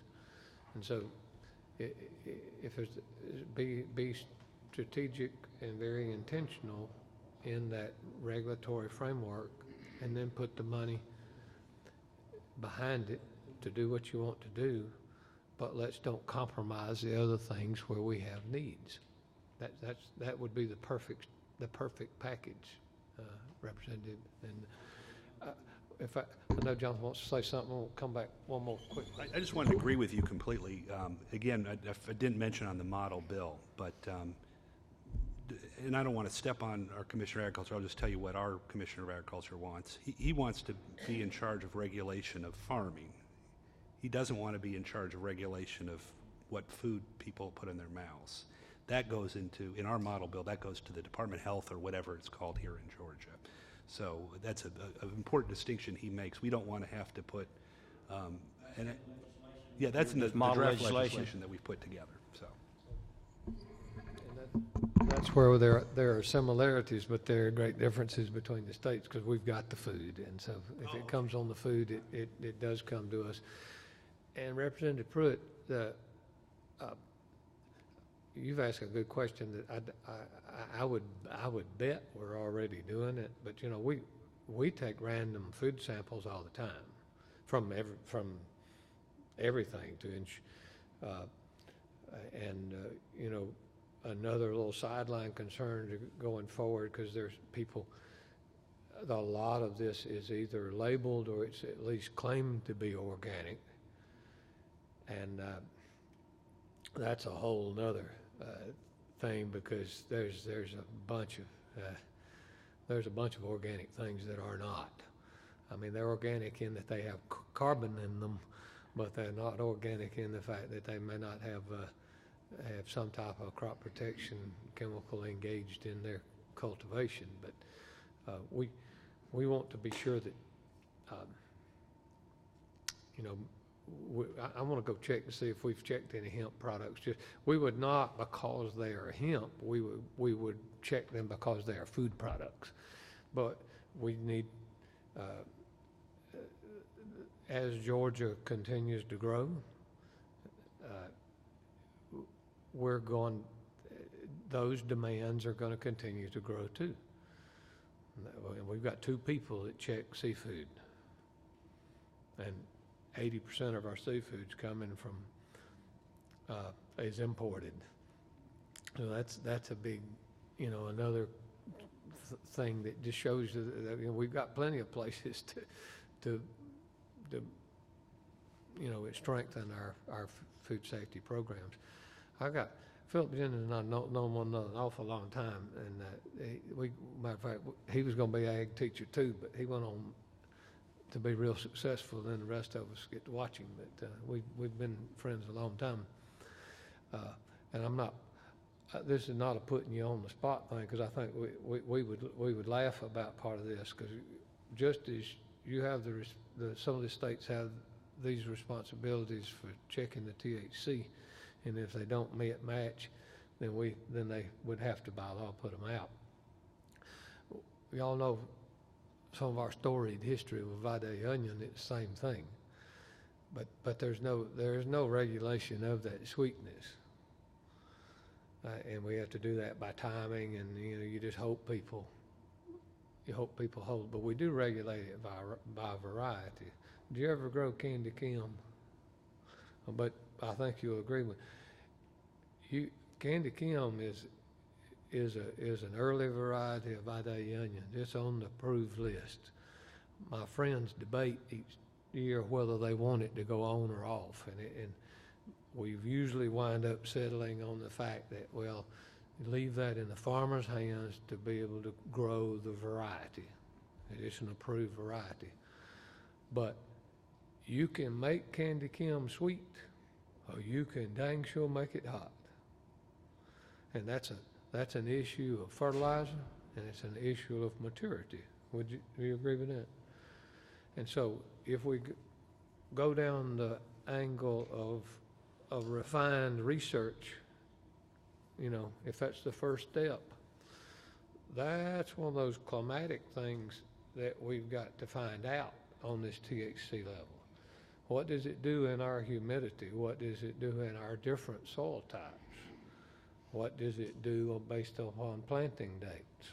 What does it do with what does THC do under different conditions? And I know that's what you're trying to figure out up in Canada too. But you disagree with it? Those are the kinds of things you've got to figure out. And if you figure some of those out, then maybe Representative Gallery, maybe you eliminate some of these other buts. But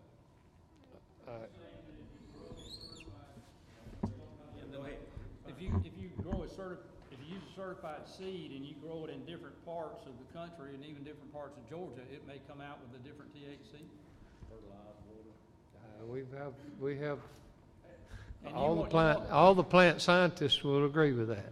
But you would rather the ag department take control and to research and regulate that, rather than let the farmer just figure it out on their own?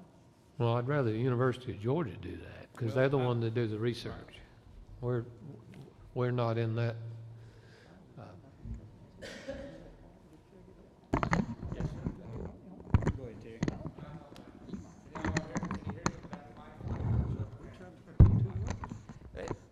I don't want the committee to be misled about this requirement of using certified seed. A requirement to use certified seed is a good tool in the toolbox, but it's not the answer. And there's a couple of reasons why that is, and you pointed out one of them. Let's not assume that because, first of all, I can only certify seed when I know the pedigree, the breeding history, performance of. okay? And that is data that is provided to me by research scientists. What I understand, particularly in Tennessee, was that they require certified seed the first year. The problem with that was that, first of all, there's not enough certified seed. Certainly not enough certified seed of varieties that we think will work. Third, just because you plant a certified seed doesn't mean that you'll have a marketable product, because THC is I am told and read that THC is significantly influenced by the environment. And we know that these plants are very light sensitive. Those of you who have grown soybeans understand light length is the plant getting tall, putting on blooms, and those sort of things. Like I say, I think certified seed is a good thing to have in there as a tool, particularly in the research project. But I don't, from what I hear from Tennessee and from Kentucky, that is not a foolproof answer for regulatory type work. It looks good for documentation, but it's not the answer. In other words, just because you plant seed that I certify that comes from another state or country that certifies it does not mean that farmer is going to always have a marketable product. So it's one of those things we need to vet very carefully, talk to a lot of people about who have experience in it before you consider putting that in some sort of legislation. If I could just address it too, I want to make sure I didn't leave the misimpression. I completely agree with what he just said. There's also the factor of you can get certified seed and it could come from a very legitimate source. And not only are there extreme weather issues, but there are bad actors that can manipulate even certified seed into something that would be higher than that level. So I don't want to leave the impression that certified seed is an answer to the problem, but it is a great first step, and it does help a lot. And while it doesn't eliminate all those uncertainties, it certainly is much better than the uncertified variety. I want to ask one Go ahead, question. Carl. And alluding to, I know you were talking about Canada, and I know you all had visited Kentucky. What's so far, what's the economic benefits so far for Kentucky or Canada? Are they benefiting on a level that you see some economic growth and benefiting from the hemp plant? The numbers that I've seen, it's not there yet. The profitability, I think the profitability is going to be in the oil. It's going to be, and I see it sort of like the tobacco farmers used to do, where they are doing now. They contract direct with the buyer. It'd be like the farmer, contracting with the manufacturer, processor to buy my product for X amount. Then he knows, what he can produce, what he's going to make going in, what his input is. I think that's the model I see that works in my mind. Yeah, the Kentucky, again, we're just in the fourth year, so it's still a very new program, but we do have, I want to say, about a dozen companies that have already hired at least a couple dozen people on their workforces. I know of 2 companies that have hired over 100 people each. Just getting started. In some of the more mature markets, Australia and Canada, I know of companies that are producing hemp products, mostly ingestible hemp products, that have gone public and are making a ton of money, at least for their shareholders. And so, again, this is all in the beginning, and it's hard to put numbers to it. There was one study that came out that said that they thought it would be a $22 billion industry by 2020. 2022 by 2022. I don't know. I don't want to attest to that. But even if it's just a $2 billion, even if it's just 10% of what they're saying, then that could provide a lot of good economy for a lot of farmers. Chair McCall? This is kind of a statement, but I want to make sure folks understand kind of the genesis of this legislation that we're talking about. I think it was last year I was in Kansas City at another one of these national ag meetings, and Commissioner Quarles did a presentation on Kentucky's hemp production. And I talked to him, not a lot, but some. And I asked him, I said, why are you so behind this? And he said he grew up on a tobacco farm in Kentucky. And with the tobacco industry going as bad as it has, because, you know, folks don't want you smoking and all that kind of stuff, that he was looking for something else for his farmers who used to grow tobacco to do. Well, Georgia, especially southeast Georgia, is kind of in the same shape. But all this discussion we having, it's not going to happen unless we decide somewhere along the line that it would be okay to grow it in Georgia. None of the research, none of anything going to happen. By any means, it wasn't intended to make Terry's people or Scott's people have a harder job. That never was. You know, and I get the fact that it is gonna make it. Y'all have something else to do. But the whole reason, besides, you know, the industry wants to locate here, was to try to help out farmers that might have another alternative to use their land for and make a little profit off of something. But nothing's gonna happen until we say it's okay to do this in Georgia. Yes, You know, start we're somewhere. one of the 9 states that haven't approved it yet. So that's the whole genesis of this whole study committee and discussion that we are having.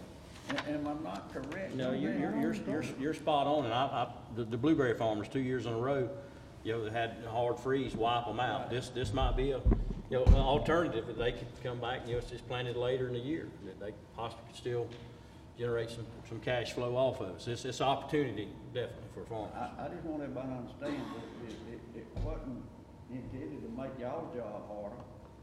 It was looking at another alternative for a farmer to be able to do something. But none of the pesticide research, none of the testing that y'all are gonna have to do is gonna happen unless we say that we may be number 42. You know, that's right. Go ahead, Rob. Thank you, Mr. Chairman, for saying that. That's my thoughts exactly too, and I want to reiterate that to everybody as well too. Well said. I just don't want to get further and further behind the curve. I don't know whether it's going to be a good crop, whether the climate's great for Georgia, but I'm always one of those guys that likes to experiment and try and at least see if it's an option for us. So that's the only reason I want to try it too, is to see if it's some economic benefit for farmers in Georgia. Jonathan, do you have that sample legislation that you can leave with us or get to us? I can email it to you from the computer. It's Okay, there. I do want to say that I really hope that Georgia has a successful program, but I hope it's not more successful than Kentucky's. I mean, you've already got football over us. Let us have hemp over you, if you don't mind. No. Okay, he said no. Okay. All right. Any other questions? Normally don't do this. Anybody make any further comments? Phil, you seem to. I'll say that we do have approved varieties in Canada that they allow us to grow. And of the hundreds of samples that we pulled tests on, we didn't have anything of those approved varieties that went over the accepted level of THC. We didn't have to destroy any fields. We didn't have any problems whatsoever. I will say too that the money will follow the problem. You can forget, Commissioner, having to piss your blueberry farmers off and the turfgrass guys, because the money will flow in. When you look at the billions of dollars, and we're talking a little different scenario, but when you look at the billions of dollars that's been raised on the Toronto exchanges for the support of the hemp and the cannabis industry in Canada, there's no money. It was like a guy called me the other day that was a major player, and he said, I've got $1 million for you to find me a university in the Southeast to do this. So it was self-funding of research. So I think that in the future, the hemp industry, the industrial hemp industry. And let me make it clear, I've never smoked marijuana in my life. I'm in Canada, it's legal. You can go down to the Liquor Commission. All the cannabis in Canada is sold through the liquor stores, and it's sold through the Canadian Liquor Commission. And it's a unique industry up there. I don't necessarily want any part of the cannabis industry, but I think the hemp industry is where the CBD oil will be found, where the pellets will be produced, and there will be tons of spin-offs. Go in the grocery store, go to Whole Foods, and look at the price of hemp hearts.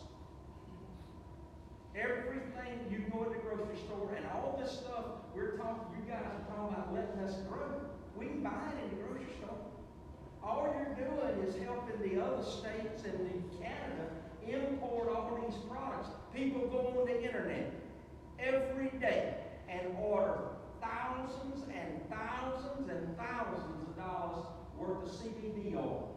Comes in a capsule. They take it every day for sleep disorders, for seizures, for hundreds of things. I don't see nobody jumping up trying to regulate them. And it's coming in from everywhere.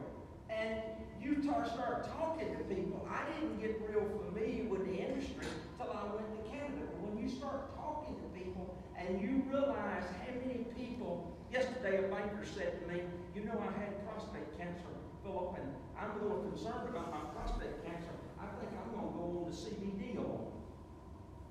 Every day.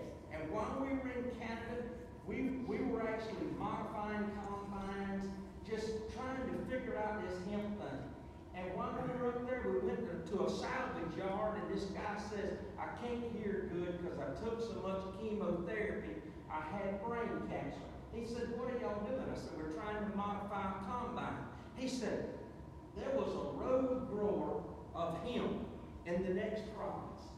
And when they gave up on me I was fixing to die, had stage 4 cancer. He called me and he said, I got some oil. If you'll take this oil, there's a possibility, I won't guarantee you might get better. He said, that man saved my life. And if you go to Canada and you see all the people who claims, I'm not saying it works, I'm not saying there's any research, but if you find all the people who claim they have been cured for cancer as a result of the CBD oil from industrial hemp, it makes you change your whole attitude about the way you feel about it. I want high CBD, and I want no THC. That's what we want to accomplish. Mr. Connor, this one. We're here for 2 reasons, personally and professionally. My mother died of cancer 4 weeks ago. My father died of cancer 10 years ago. My mother's had cancer 3 times. We've got to find an answer. And CBD oil is an answer to help people. It's not a cure, but it helps people. Second thing is, I've been a banker, an ag banker for 33 years. And I, the commissioner, will tell you that no pun intended, these guys are dying for the mind. Key will. If you see what happened in South Georgia, there's a lot that's going to have to change. And I do believe, and I've been a conservative person all my life, and if you'd have told me that I've been sitting up industrial hemp leaf, I'd say you were crazy. That's why you're talking about the right way. But from a financial standpoint, I believe it is a solution for some of our problems on the farm. Not a cure-all, but it's an option. And if you look at what the markets, the financial markets have done in the industrial hemp industry over the last year, the old saying in the banking world is if you follow the money, there's no way the state of Georgia can't take those opportunities and use them for the citizens of Dr. state. We're smart people, we can figure this thing out. But I do believe it's a huge opportunity for the state of Georgia, and the people, and the farmers, the ag sector of the state of Georgia. Thank you. Well said. Thank you. Any other questions? Any other comments? I would like to thank everybody for coming. We're going to have our wrap-up meeting next Monday in Atlanta at 1 o'clock at the Capitol.